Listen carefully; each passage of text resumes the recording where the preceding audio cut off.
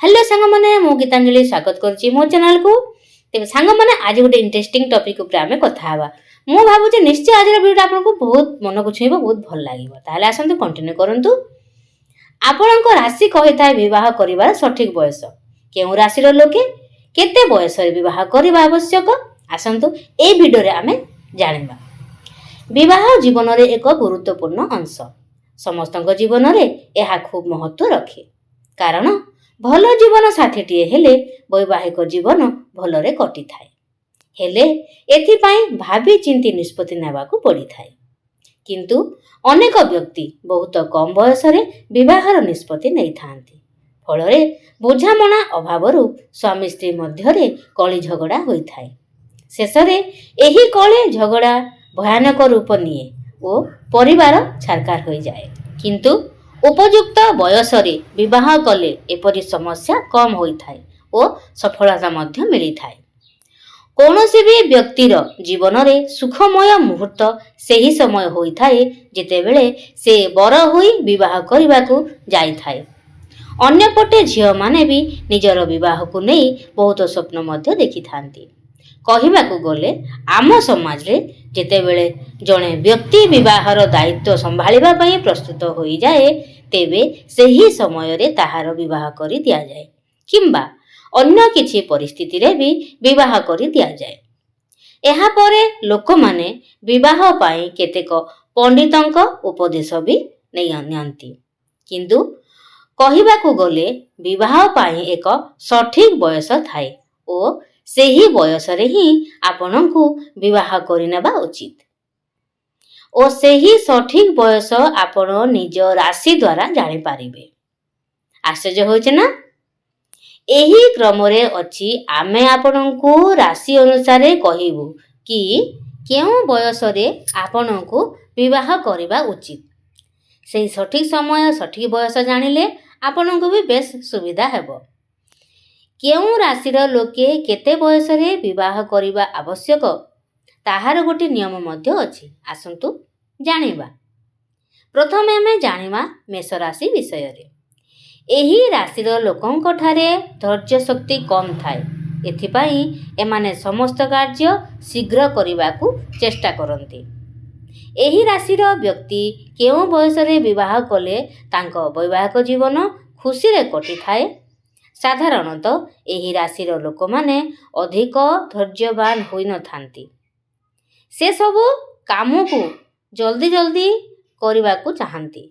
एमितिरे जदि एही राशिर लोक माने जल्दी जल्दी विवाह करंती तेबे निजकू ओ निज साथी को दुई जन को ही क्षति पहुंचाइबे। सेथिपाई जरूरी अटे कि मेष राशिर जातक 27 रु 30 वर्ष मध्य रे आउथरे मन रखंतु 27 रु 30 वर्ष मध्य रे विवाह करिबा उचित। एबे आसंतु जानिमा आमे वृष राशि विषय रे। एही राशिर लोके जीवन साथी खोजंती ओ साथी पाई अपेक्षा मध्य करिथांती। एही राशिर व्यक्ति मानक पाई विवाहर प्रकृत बयस 30 वर्ष हेबा आवश्यक। एक भल साथी पाइबा पाई वृष राशिर लोक माने सबु बेले अपेक्षा करिथांती। से निज पाई एमिति जीवन साथी खोजंती जे ताकू भल पाउथिबो ओ तांकर इज्जत करूथिबो। भल साथी मिलिबा परे ही एही राशिर लोक माने विवाह करंती। एही राशिर लोक मानक पाई विवाह बयस 30 वर्ष सठिक होई थाए। एबे आसंतु जानिबा आमे मिथुन राशि विषय रे। एही राशिर लोक माने 30 वर्ष रे विवाह करिबा आवश्यक। कारण 30 वर्ष परे विवाह कले एही राशिर व्यक्ति मानक भाग्य उदय होई थाए। मिथुन राशिर लोक माने आरंभ रही कौनसी कार्य प्रति गंभीर ओ इच्छा शक्ति न थाए। एही राशिर लोक मानक पाई विवाह करिवार सठिक बयस 30 वर्ष होई थाए। 30 वर्ष बयस रे ही एही राशिर लोक माने विवाह करि पारिबे। तेबे तांकर भाग्य उदय हेबार संभावना अधिक थाए। एबे आसंतु जानिबा आमे कर्कट राशि विषय रे। कर्कट राशि व्यक्ति विशेषज्ञ विवाहर सठिक बयस केते आसंतु जानिबा। ଏହି ରାଶିର ଲୋକେ ବହୁତ କମ୍ ବୟସରେ ବିବାହ କରିବାକୁ ନିଷ୍ପତ୍ତି ନେଇ ଭୁଲ କରିଥାନ୍ତି। ଏହି ରାଶିର ବ୍ୟକ୍ତି ବିବାହ ପାଇଁ 30 ବର୍ଷ ପର୍ଯ୍ୟନ୍ତ ଅପେକ୍ଷା କରିବା ରାଶି ପାଇଁ ଶୁଭ ହୋଇଥାଏ। କର୍କଟ ରାଶିର ଲୋକମାନେ ଆରମ୍ଭରୁ ହିଁ ନିଜର ବିବାହକୁ ନେଇ ବହୁତ ଉତ୍ସାହିତ ହୋଇଥାନ୍ତି ଓ ଜଲ୍ଦି ବିବାହ କରିନିଅନ୍ତି, କିନ୍ତୁ କମ୍ ବୟସରେ ହିଁ ବିବାହ କରିବା କାରଣରୁ ଏମାନଙ୍କ ସମ୍ପର୍କ ଅଧିକ ଦିନ ପର୍ଯ୍ୟନ୍ତ ଚାଲେ ନାହିଁ। ଏମାନଙ୍କୁ 30 ବର୍ଷ ବୟସରେ ବିବାହ କରିବା ଉଚିତ। ଏହି ବୟସରେ ବିବାହ କରିବା ଆପଣଙ୍କ ପାଇଁ ଶୁଭ ହୋଇଥାଏ। ଏବେ ଆସନ୍ତୁ ଜାଣିବା ଆମେ ସିଂହ ରାଶି ବିଷୟରେ। ଏହି ରାଶିର ଲୋକମାନେ ଉତ୍ତମ ବ୍ୟବହାର ସମ୍ପନ୍ନ ହୋଇଥାନ୍ତି। ଏଥିପାଇଁ ଏମାନଙ୍କ ବୈବାହିକ ସମ୍ପର୍କ ଦୀର୍ଘ ଦିନ ଧରି ତିଷ୍ଠି ରହେ। ଏହି ରାଶିର ବ୍ୟକ୍ତିମାନେ 30 ବର୍ଷ ପରେ ବିବାହ କଲେ ରାଶି ପାଇଁ ମଙ୍ଗଳମୟ ହୋଇଥାଏ। ସିଂହ ରାଶିର ଲୋକମାନେ ଅଧିକ ସମୟ ପର୍ଯ୍ୟନ୍ତ ରିଲେସନସିପ୍ରେ ରହିବାକୁ ପସନ୍ଦ କରନ୍ତି। ଏହି ରାଶିର ଲୋକମାନେ ମନୋରଞ୍ଜନ ଦୁନିଆରେ ରହିବାକୁ ବି ପସନ୍ଦ କରନ୍ତି। ଏମାନଙ୍କୁ ବିବାହର କୌଣସି ଅଧିକ ଚିନ୍ତା ନଥାଏ। 30 ବର୍ଷ ବୟସରେ ବିବାହ କରିବା ସିଂହ ରାଶିର ବ୍ୟକ୍ତିମାନଙ୍କ ପାଇଁ ଉପଯୁକ୍ତ। ଏବେ ଆସନ୍ତୁ ଜାଣିବା ଆମେ କନ୍ୟା ରାଶି ବିଷୟରେ। କନ୍ୟା ରାଶିର ଲୋକ ବହୁତ କମ୍ ବୟସରେ ପ୍ରେମରେ ପଡ଼ିଥାନ୍ତି। ଆଉ ଏହି ରାଶିର ବ୍ୟକ୍ତିମାନେ ଜୀବନ ସାଥୀଙ୍କୁ ଖୁବ୍ ଭଲ ପାଇଥାନ୍ତି। ଏମାନଙ୍କ ପାଇଁ ବିବାହର ପ୍ରକୃତ ବୟସ 25 ବର୍ଷରୁ 26 ବର୍ଷ ହେଲେ ଭଲ। କନ୍ୟା ରାଶିର ଜାତକମାନେ ସବୁ ମାମଲାରେ ପରଫେକ୍ସନ ପସନ୍ଦ କରନ୍ତି। ଜୀବନରେ ଏହି ଲୋକମାନେ ବହୁତ ହିଁ ଅଧିକ ବାଲାନ୍ସ କରି ଚଳନ୍ତି। ଏହି ରାଶିର ଲୋକମାନଙ୍କ ପାଇଁ 25 ବର୍ଷରୁ 26 ବର୍ଷ ମଧ୍ୟରେ ବିବାହ କରିବା ଅନୁକୂଳ ସମୟ ଅଟେ। ବର୍ତ୍ତମାନ ଆସନ୍ତୁ ଜାଣିବା ଆମେ ତୁଳା ରାଶି ବିଷୟରେ। ତୁଳା ରାଶିର ବିବାହର ସଠିକ ବୟସ କେତେ, ସେହି ରାଶିର ବ୍ୟକ୍ତିଙ୍କ ବିଷୟରେ ଆମେ ଜାଣିବା। ଏହି ରାଶିର ବ୍ୟକ୍ତି ଧୈର୍ଯ୍ୟବାନ ହୋଇଥାନ୍ତି, କିନ୍ତୁ ବେଳେ ବେଳେ ମାନସିକ ଅଶାନ୍ତି ପାଇଥାନ୍ତି। ତେଣୁ ଏହି ରାଶିର ବ୍ୟକ୍ତି ପ୍ରକୃତ ସମୟରେ ବିବାହ କଲେ ବୈବାହିକ ଜୀବନ ଭଲରେ କଟିଥାଏ। ତେଣୁ ଏମାନେ 20ରୁ 30 ବର୍ଷ ମଧ୍ୟରେ ବିବାହ କଲେ ଭଲ। ତୁଳା ରାଶିର ଲୋକମାନେ ଧୈର୍ଯ୍ୟବାନ ହୋଇଥାନ୍ତି ଓ କୌଣସି ବି ଫଳାଫଳ ଉପରେ ପହଞ୍ଚିବା ପୂର୍ବରୁ ଏମାନେ ବହୁତ ବିଚାର ବିମର୍ଶ କରନ୍ତି। କିନ୍ତୁ ଥରେ ଯେତେବେଳେ କୌଣସି ନିଷ୍ପତ୍ତି ନେଇଯାଆନ୍ତି, ତେବେ ତାଙ୍କର ମନରେ କୌଣସି ବି ପ୍ରକାରର ସନ୍ଦେହ ଆସିନଥାଏ। ତୁଳା ରାଶିର ଲୋକମାନେ ବିବାହର ସଠିକ ବୟସ ହେଉଛି 20ରୁ 30 ବର୍ଷ ମଧ୍ୟରେ ହୋଇଥାଏ। ଏବେ ଆସନ୍ତୁ ଜାଣିବା ଆମେ ବିଛା ରାଶି ବିଷୟରେ। ବିଛା ରାଶିର ବ୍ୟକ୍ତିମାନେ ନିଜ ପତ୍ନୀଙ୍କ ଉପରେ ସ୍ୱାମୀପଣିଆ ଜାହିର କରନ୍ତି। ତେଣୁ ଅଳ୍ପ ବୟସରେ ବିବାହ କଲେ ସେମାନଙ୍କ ମଧ୍ୟରେ ପାରିବାରିକ ଅଶାନ୍ତି ଦେଖାଯାଏ। ତେଣୁ ଏମାନେ 30 ବର୍ଷ ପରେ ବିବାହ କରିବା ଦରକାର। ବିଛା ରାଶିର ଜାତକ ବହୁତ ହିଁ ପଜିଟିଭ ନେଚରର ହୋଇଥାନ୍ତି। ଏମାନେ ବହୁତ ଜଲ୍ଦି ହିଁ କୌଣସି ଜିନିଷକୁ ଅଞ୍ଜାମ ଦେଇ ନିଅନ୍ତି।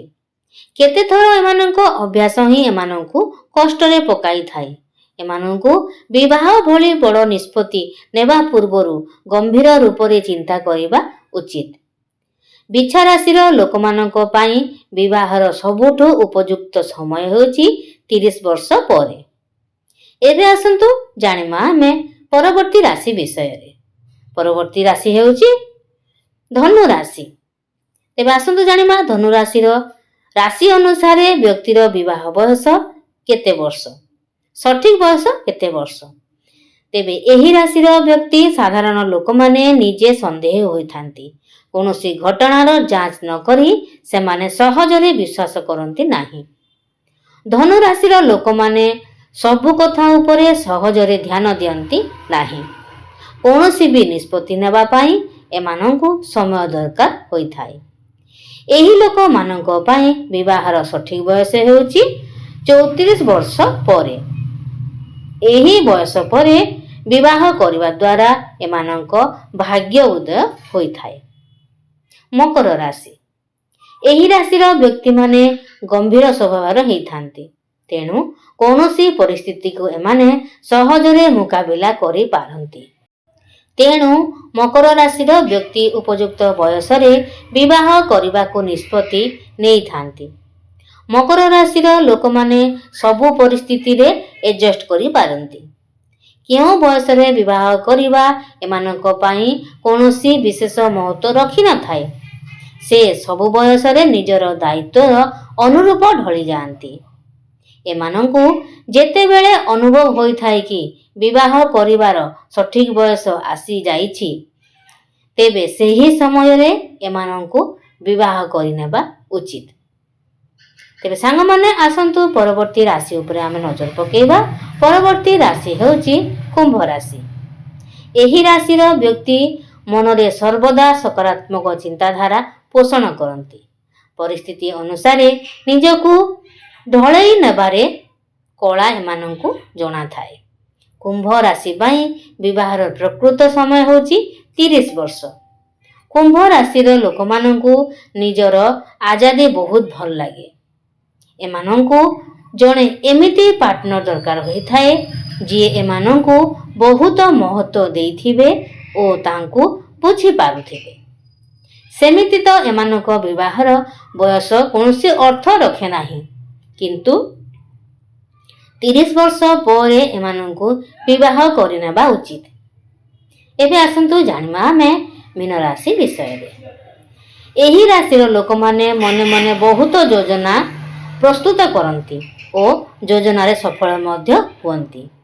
ମୀନ ରାଶିର ବ୍ୟକ୍ତି 26 ବର୍ଷରେ ବିବାହ କଲେ ସେମାନଙ୍କ ଭାଗ୍ୟ ଉଦୟ ହେବାର ସମ୍ଭାବନା ଥାଏ।